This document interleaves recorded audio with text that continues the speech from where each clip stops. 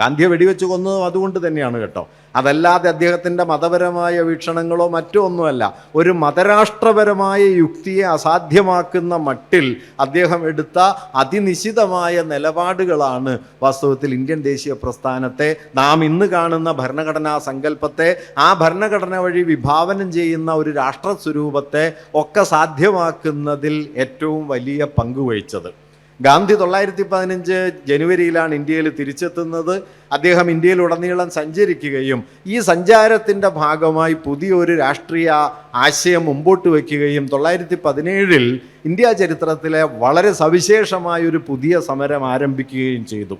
ആ സമരമാണ് ചമ്പാരൻ സത്യാഗ്രഹം. ചമ്പാരൻ സത്യാഗ്രഹത്തിൻ്റെ മുദ്രാവാക്യം ബ്രിട്ടീഷുകാർ ഇന്ത്യ വിട്ടുപോവുക എന്നൊന്നുമല്ല. ചമ്പാരൻ സത്യാഗ്രഹത്തിൻ്റെ മുദ്രാവാക്യം കർഷകർക്ക് വിളവിന് വില കിട്ടണം എന്നതായിരുന്നു.